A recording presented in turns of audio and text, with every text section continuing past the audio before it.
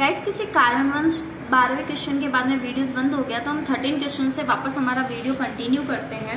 ये बोल रहा है which of the following is A component of communication system. तो कम्युनिकेशन सिस्टम के कंपोनेंट कौन से होते हैं? सोर्स, मैसेज, रिसीवर, ये सारे कम्युनिकेशन सिस्टम के कंपोनेंट्स होते हैं। सोर्स कौन होता है? हम लोग को कम्युनिकेशन करना है तो उसमें 2 या 2 से अधिक लोग तो होंगे। तो कम्युनिकेशन में जो मैसेज को भेजता है वो तो कहलाता है सोर्स, जो मैसेज को प्राप्त करता है वो कहलाता है रिसीवर, और जो एक जना दूसरे को इन्फॉर्मेशन देता है या फोटो सेंड करता है, कोई भी डेटा देता है, तो वो क्या कहलाता है? मैसेज। तो ये कम्युनिकेशन के तीनों ही इक्विपमेंट कहलाएंगे, तीनों ही चीजें उसके कंपोनेंट। नेक्स्ट क्वेश्चन देखते हैं। व्हाट इज द, ये बोल रहा है which of following techniques and give the effect of the real situation. ये बोल रहा है कि कौन सी तकनीक की वास्तविक स्थिति सा प्रभाव देती है, मतलब इसमें से ऐसी कौन सी टेक्निक है जिसमें हम रियलिटी फील करते हैं, रियल सिचुएशंस को फील करते हैं। तो पहला ऑप्शन है आपके पास में चार्ट में तो जैसा हमने बनाया वैसा ही दिखाई देता है। नेक्स्ट है सिम्युलेटर। सिम्युलेटर में भी, सिम्युलेटर क्या चीज होता है? देखो सिम्युलेटर होता है जिसमें लगा बाद में आपको एक छोटी सी मूवी या क्लिप दिखाई जाती है, तो उसमें आपको ऐसे लगता है कि जैसे डॉल्फिन आपके ऊपर आ रही है, आप पानी के अंदर गिर रहे हो, या आपने कोई ऐसा गेम खेला है जिसमें गाड़ी चलाने वगैरह वाला, तो आपको एक चश्मा पहना के और गाड़ी चलाने का, ऐसे मॉल वगैरह में कई गेम्स अवेलेबल रहते हैं, तो आप गाड़ी चला रहे होते हो तो आपको ऐसे फील होता है कि आप गाड़ी में रियल में बैठे हो और रियल रोड पे चला रहे हो। सिम्युलेटर होगा इसका सही आंसर, क्योंकि सिम्युलेटर का काम होता है रियल टाइप का फ्री कराते हैं। 3D तक अब तो चल चुका है, जिसमें आपको ऐसा चश्मा दे दिया जाता है तो उसको लगाने के बाद ऐसा दिख रहा है कि आप रियल लाइफ में मूव कर रहे हो। जैसे गाड़ी का गेम खेल रहे होंगे ना, तो ऐसे लगेगा कि गाड़ी रोड पे चल रही है तो हम ही चल रहे हैं रोड पे, सामने दूसरी गाड़ी आ रही है तो उससे टक्कर नहीं हो जाए, ये सब चीजें रियलिटी की तरह लगती है। तो सिम्युलेटर हो गया। मैग्नेटिक बोर्ड जिसमें तो नॉर्मल हम लिखते हैं वो हो गया। चॉक बोर्ड भी लिखने वाला ही हो गया। तो ये रियल सिचुएशन का इफेक्ट कौन देता है? सिम्युलेटर देता है। क्वेश्चन है operation seat is made by. Operation seat किसके द्वारा बनाई जाती है? तो अगर आपको ध्यान हो, अगर आप टीचर बनने वाले हो, आप CITS का भी अगर टीचिंग प्रैक्टिस कर चुके हो, तो आप लोग ने देखा होगा ऑपरेशन सीट, इसमें क्वेश्चन आपको ये काम परफॉर्म करना है। लेसन प्लान के अंदर ऑपरेशंस परफॉर्म करते हैं, डेमोन्स्ट्रेशन वगैरह के अंदर जो स्टूडेंट्स को हम लोग देने का सोचते हैं, तो वो ऑपरेशन सीट के अंदर आ जाता है कि हमें क्या देना है स्टूडेंट को। तो कौन बनाएगा? वर्कर? नहीं, इंस्ट्रक्टर। ऑब्वियसली इंस्ट्रक्टर ही ऑपरेशन सीट बनाता है, क्योंकि उसी का काम होता है स्टूडेंट्स को काम देना। Next question, which of the following material is prepared by student. Student के द्वारा क्या बनाया जाता है? Operation seat, assignment, information seat और असाइनमेंट सीट, ये तीनों तो इंस्ट्रक्टर के द्वारा बनाई जाती है। ऑपरेशन सीट हमारी बन जाएगी आपके डेमोन्स्ट्रेशन प्लान के अंदर, इंफॉर्मेशन सीट लेसन प्लान के अंदर जिस टॉपिक के बारे में डिटेल डिस्क्रिप्शन दिया रहता है। असाइनमेंट सीट में भी क्वेश्चंस रहते हैं जो हम लोग स्टूडेंट्स को देते हैं, तो स्टूडेंट के द्वारा इसमें से बनने का कुछ भी नहीं होता। तो इसका सही आंसर क्या होगा? नन ऑफ दीज, इनमें से कोई नहीं। नेक्स्ट क्वेश्चन देखते हैं। इन WIM what does W stand for. ये वेरी इंपॉर्टेंट क्वेश्चन है, चाहे आपसे W की इंफॉर्मेशन पूछे, चाहे I की पूछे और M की पूछे। कई बार एग्जाम्स में क्वेश्चन आ चुका है कि ये पूछ रहा है इसमें से WIM में से W का मतलब क्या है। आपको सिर्फ और सिर्फ W का मतलब नहीं ध्यान रखना है, आपको I और M का पूरा मतलब भी ध्यान रखना है। तो फुल फॉर्म इसकी होती है return instructor material, return instructional material. तो ये आप फुल फॉर्म याद अच्छे से कर लेना, क्योंकि इसमें कई बार W का, कई बार I का और M का किसी की भी फुल फॉर्म पूछी जा सकती है। तो इसकी फुल फॉर्म है रिटर्न इंस्ट्रक्शनल मटेरियल। तो अब इसमें देखते हैं ऑप्शंस में क्या क्या दिया हुआ है हमें। रिटर्न, तो रिटर्न सही है, रिटर्न तो होता ही है। राइटर, रोज, वर्क नहीं होता, तो इसमें W का मतलब क्या है? रिटर्न है, और हमने फुल फॉर्म भी देख ली, return instructional material. Next question देखते हैं। Which one of the following is a characteristic of a test. किसी टेस्ट की क्या कैरेक्टरिस्टिक्स होती है, मतलब क्या क्या परीक्षण की विशेषताएं होती है, उससे क्या पता लगा सकते हैं? Validity, reliability, objectivity, all of these. तो इसका सही आंसर होगा ऑल ऑफ दीज, क्योंकि हम एक टेस्ट से उसकी वैलिडिटी, उसकी रिलायबिलिटी, उसकी ऑब्जेक्टिविटीज, ये सारी चीजें पता लगा सकते हैं। नेक्स्ट क्वेश्चन है which of the following is a type of objective type test. Objective type test किस टाइप का होता है, किसको कहते हैं? तो ऑब्जेक्टिव में हम लोग ये कह सकते हैं बहुत ही हमें वन वर्ड में आंसर देना होता है, या फिर 4 ऑप्शनल रहते हैं तो हमें टिक देनी रहती है, यस नो में आंसर देना रहता है। तो मतलब हमारे पास ज़्यादा मटेरियल अवेलेबल रहता है, हमें डिस्क्रिप्टिव कुछ लिखना नहीं पड़ता है। तो ये बोल रहा है कि कौन सा इसमें से ऑब्जेक्टिव टाइप टेस्ट है, पता लगाओ। तो फिल इन द ब्लैंक्स, हाँ ये भी ऑब्जेक्टिव में काउंट होता है। ट्रू फॉल्स भी ऑब्जेक्टिव में काउंट होता है, और मैचिंग भी ऑब्जेक्टिव में काउंट होता है। तो ये सारे ऑप्शंस किस में आ जाएंगे? आपके ऑब्जेक्टिव टाइप टेस्टिंग के अंदर, all of these. Next question देखते हैं, which one of the following is another name of practical test. Practical test का दूसरा नाम क्या है? तो प्रैक्टिकल टेस्ट का दूसरा नाम क्या होगा? दूसरा नाम क्या हो सकता है? सिंपल सा है, इसका क्या होगा? Performance test. क्योंकि हम प्रैक्टिकल के अंदर किसी भी इंसान की परफॉर्मेंस देखते हैं, उसने कितना काम किया है, वो क्या परफॉर्म कर सकता है, क्या कर सकता है, निष्पादन कर सकता है। इंटरव्यू वर्बल हो जाता है क्योंकि हम बोल के देते हैं। कंप्लीटेशन टेस्ट को कंप्लीट करने के लिए हो गया। सब्जेक्टिव टेस्ट जिसमें हम लोग बहुत ज़्यादा लिखते हैं, वो हो गया। नेक्स्ट क्वेश्चन है, interview is a kind of. Interview किस प्रकार का है? तो इंटरव्यू क्या क्या प्रकार हो सकता है? इंटरव्यू टेस्ट का क्या प्रकार हो सकता है, देखते हैं हम लोग। रिटन टेस्ट, लिखित परीक्षा, ऑब्जेक्टिव टेस्ट, या परफॉर्मेंस टेस्ट, या ऑरल टेस्ट। तो ये हमारा इंटरव्यू किस टाइप का टेस्ट होता है? रिटन टेस्ट वो होता है जिसके अंदर हम लिखते हैं। ऑब्जेक्टिव टेस्ट जिसके अंदर हम लोग वो एक वर्ड्स में या ट्रू फॉल्स में या बहुत ही कम में आंसर्स देते हैं। परफॉर्मेंस टेस्ट प्रैक्टिकल टेस्ट का दूसरा नाम होता है जिसमें हम कुछ परफॉर्म करके दिखाते हैं। ऑरल टेस्ट जिसमें हमसे बोलते हैं और इंटरव्यू में हमसे पूछे जाते हैं और हम उन क्वेश्चंस के आंसर्स देते हैं। तो ऑरल टेस्ट, तो इंटरव्यू किस टाइप का हो जाएगा? ऑरल टेस्ट हो जाएगा। नेक्स्ट क्वेश्चन देखते हैं, What arrangement should be made to extinguish the fire in the workshop?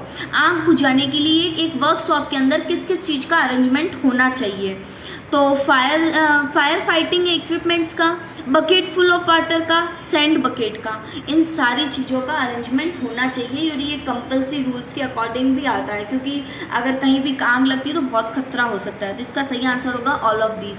तो हमारे ये इक्विपमेंट्स तो कंपल्सरी है ही जाए आग बुझाने के लिए। बिजली वगैरह पे हम लोग क्या कर सकते हैं? बकेट फुल ऑफ वाटर, पानी नहीं फेंक सकते, इसलिए हम लोग वहाँ सैंड की बकेट रखते हैं। और कोई हमारे ऐसी जगह जलती है जहाँ कपड़ा है, सामान है, तो हम उस पर पानी डाल देते हैं। तो ये तीनों ही चीज़ें रखनी जरूरी होती है। नेक्स्ट क्वेश्चन देखते हैं, एक गुड हाउसकीपिंग इंक्लूड। एक अच्छी हाउसकीपिंग, एक अच्छी गृह व्यवस्था में क्या क्या शामिल होता है? तो एक अच्छी गृह व्यवस्था में क्या शामिल होगा? क्लीनिंगनेस, यस बिल्कुल। हाउसकीपिंग का मतलब होता है सफाई करना, सफाई करने के से रिलेटेड है ना। तो प्लेस ऑफ मशीन, सफाई करते हैं तो हम लोग का काम होता ही है कि हम जो स्थान पे सामान रखना है उसी सामान को उस स्थान पे रखने का काम करते हैं। स्पेस फॉर स्टोर, और दूसरे सामान के लिए स्पेस बनाना। तो ये सारे हाउसकीपिंग के काम होते हैं। तो इनका ऑप्शन होगा ऑल ऑफ दीज। ध्यान रखना, ऐसे पीओटी में मैक्सिमम क्वेश्चन जहाँ पे सब पे मत लगाना। 90% क्वेश्चन थोड़ा भी हम कॉमन सेंस यूज करते हैं तो हमें पता लग जाता है आंसर, और मोस्टली ऐसे क्वेश्चन होते हैं जिनमें ऑल ऑफ दिस रहता है। तो 90% क्वेश्चन का चांस रहता है ऑल ऑफ दिस का। मैं 100% नहीं बोल रही हूँ, बहुत से ऐसे क्वेश्चन होते हैं। मैं आगे एग्जाम्पल में ऐसे भी क्वेश्चन लूंगी जिनके आंसर ऑल ऑफ दिस नहीं होंगे, बट आप लगा सकते हैं, कई बार आपको ऐसे चांसेस मिलेंगे। Best rule for good discipline is keep them. मतलब ये बोल रहा है कि अच्छे अनुशासन को अच्छे डिसिप्लिन को बनाए रखने के लिए क्या करना चाहिए, कौन सा रूल को फॉलो करना चाहिए? तो बिजी इन वर्क, कार्य में व्यस्त रखना, आइडल बैठना, फियर्ड रखना, डरावा भयभीत, और फ्रेंडली रहना। तो अगर हमें अपना अच्छा डिसिप्लिन बनाना है तो बिजी इन वर्क, जितना हम काम में कार्य में व्यस्त रहेंगे उतना ही हमारा अच्छा शेड्यूल बनेगा, अच्छा शेड्यूल बनवा सकेंगे। आइडल बैठेंगे तो बिल्कुल भी शेड्यूल नहीं बनेगा। डर के अंदर भी कोई काम आप ढंग से नहीं कर सकते, और फ्रेंडली रहने पे आपका डिसिप्लिन फॉलो नहीं होगा, मेंटेन नहीं होगा। Next question, which one of the following is not a type of fire extinguisher. Fire extinguisher का कौन सा टाइप नहीं होता है? तो कार्बन डाइऑक्साइड होता है, कार्बन टेट्राक्लोराइड होता है, फोम भी होता है, मगर कार्बन मोनोऑक्साइड नहीं होता है। कार्बन मोनोऑक्साइड आग बुझाने के लिए आपको काम में नहीं आएगी। Next question, which one of the following is a not the quality for of a good counsellor. Good counsellor की क्या क्वालिटी नहीं होती है, क्या क्वालिटी नहीं है, ये पूछ रहा है। तो ही शुड बी जजमेंटल, बिल्कुल नहीं, उसको जजमेंटल नहीं होना चाहिए, क्योंकि अगर वो जजमेंटल होगा तो वो काउंसलिंग कर ही नहीं पाएगा, वो तो खुद का ही मतलब सुना देगा रिजल्ट कि भाई आपको तो ऐसे ही करना है या वो करना है। आप काउंसलर का मतलब होता है कि आप सामने वाले की कंडीशंस जान के, उसकी प्रॉब्लम्स जान के या उसका एटीट्यूड जानकर आप उसके अकॉर्डिंग उसको समझाएं और उसको वर्क असाइन करें। तो उसको जजमेंटल तो बिल्कुल नहीं होना चाहिए। और क्या दे रखा है वो भी देख लेते हैं। ही should have good communication skill, बिल्कुल एक अच्छे काउंसलर में गुड कम्युनिकेशन स्किल होनी चाहिए, तभी वो अच्छी काउंसलिंग कर सकता है। यह बोल रहा है he should have capacity to understand others feeling, obviously उसको फीलिंग्स भी समझनी चाहिए, क्योंकि जो काउंसलिंग करवा रहा है अगर उसकी फीलिंग नहीं समझेंगे तो उसके दिमाग में उसके काउंसलर की बात नहीं बैठेगी, क्योंकि उसके माइंड में ये सेट हो जाएगा ये तो मुझे समझ ही नहीं रहा है, ये सब अपना ही सुन रहा है, अपना ही बता रहा है। तो उसके लिए उसमें फीलिंग भी होनी चाहिए। He should be decently dressed, बिल्कुल अच्छा ड्रेसअप होने से आपका सामने वाले पे अच्छा इफेक्ट डालते हैं। नेक्स्ट क्वेश्चन देखते हैं। Is SWOT analysis consist of all of the following elements except. ये बोल रहा है शॉर्ट एनालिसिस SWOT जो एनालिसिस करते हैं उसमें इनमें से क्या क्या शामिल है किसी एक को छोड़ के। देखो एक और बहुत इंपॉर्टेंट क्वेश्चन है, इंपॉर्टेंट क्या, इसको मैं 100% बोल सकती हूँ कि ये क्वेश्चन तो पूछा ही जाएगा। आपको SWOT की फुल फॉर्म पूछ सकता है, मतलब इसमें भी फुल फॉर्म ही पूछी है कि 3 वर्ड का तो सही अर्थ दे देगा, एक का गलत देगा, तो आपको SWOT की फुल फॉर्म पता होनी चाहिए। ठीक है, अब SWOT एनालिसिस होता क्या है पहले आप वो भी जान लीजिए। SWOT एनालिसिस ये एक ऐसी प्रोसेस या एक ऐसी तकनीक है जिसमें हम किसी ऑर्गेनाइजेशन का, किसी संस्था का, किसी ग्रुप का या किसी व्यक्ति की हम उसकी स्ट्रेंथ को, उसकी ताकत को, उसकी कमजोरियों को, वीकनेस को, उसके अवसर्स को, अपॉर्चुनिटी को और उसके खतरों को, जो भी थ्रेट्स होते हैं उनको पहचान कर और उसके बारे में हम लोग पता लगा सकते हैं। एक बिजनेस के अंदर ये बहुत इंपॉर्टेंट रोल अदा करता है। SWOT बताता है कि आपको बिजनेस को कितना अच्छे से ले जा सकते हो या किस कंडीशंस को फॉलो कर सकते हो। तो S की फुल फॉर्म होती है स्ट्रेंथ, W की फुल फॉर्म होती है वीकनेस। किसी भी चीज़ की स्ट्रेंथ हमें पता होनी चाहिए, उसकी वीकनेस पता होनी चाहिए, उसकी अपॉर्चुनिटीज़ पता होनी चाहिए कि क्या क्या अपॉर्चुनिटीज़ होती है, तो अपॉर्चुनिटीज़ पता होनी चाहिए। और T का मतलब है थ्रेट्स, मतलब क्या क्या खतरा है वो भी हमें पता होना चाहिए। तो स्ट्रेंथ, वीकनेस, अपॉर्चुनिटी और थ्रेट्स ये सारी चीज़ें होती है। और SWOT एनालिसिस मेनली किसी कंपनी, किसी ऑर्गेनाइजेशन या ग्रुप के लिए किया जाता है, जिससे हम उस ग्रुप के बारे में, उसमें क्या क्या डेवलपमेंट्स कर सकते हैं इस बारे में हम लोग पता लगाते हैं। ये उस व्यक्ति की स्ट्रेंथ, वीकनेस, अपॉर्चुनिटी और थ्रेट्स का पता लगाने के लिए काम आता है। अब ये पूछ रहा है इसमें से कौन सा अर्थ नहीं है, तो पहला क्या है, ऑर्गेनाइजेशन। बिल्कुल ऑर्गेनाइजेशन का ही SWOT पता लगाता है। SWOT एनालिसिस किसी ऑर्गेनाइजेशन के लिए किया जाता है, तो SWOT तो इसमें नहीं होगा क्योंकि इसमें पूछा एक्सेप्ट, मतलब के बजाय उन सब के आंसर्स के अलावा क्या आंसर्स हो सकता है। स्ट्रेंथ बिल्कुल S का मतलब होता है, वीकनेस W का मतलब होता है, थ्रेट मतलब T का मतलब होता है। ये फुल फॉर्म आप अच्छे से याद कर लेना, आपको ये क्वेश्चंस या इस टाइप का SWOT पे क्वेश्चंस मिलने की 100% चांस है। नेक्स्ट क्वेश्चन पे चलते हैं। विच of the following is not the stage of counselling. इसमें से काउंसलिंग की कौन सी स्टेज नहीं होती है। Not the stage of the counselling मतलब हम लोग का अगर परामर्श कर रहे हैं तो ये नहीं होना चाहिए। तो गिविंग सिंपैथी या फिर आइडेंटिफिकेशन ऑफ प्रॉब्लम, डायग्नोसिस या फॉलो अप, तो इसमें से क्या नहीं होना चाहिए। सिंपैथी नहीं देनी चाहिए, क्योंकि अगर अभी हम उसको सिंपैथी दे रहे हैं तो बाद में कौन देगा, उसको हमें सही गाइडलाइन करना है, सही काउंसलिंग करके उसको सही मार्ग दिखाना है। नेक्स्ट क्वेश्चन है, an entrepreneur's primary motivation for starting a business is. किसी भी कोई बिजनेस करने वाला है तो उसके लिए प्राइमरी मोटिवेशन क्या होता है किसी बिजनेस को स्टार्ट करने का, तो उसका प्राइमरी मोटिवेशन क्या होगा, टू बी इंडिपेंडेंट। सबसे पहले अगर वो अपने आप को इंडिपेंडेंट फील करेगा तो वो एक अच्छा बिजनेस को एस्टैब्लिश कर सकेगा, अच्छे बिजनेस को डाल सकेगा, तो टू बी इंडिपेंडेंट होना चाहिए। नेक्स्ट क्वेश्चन बोलता है, which of the following is not a social stressor.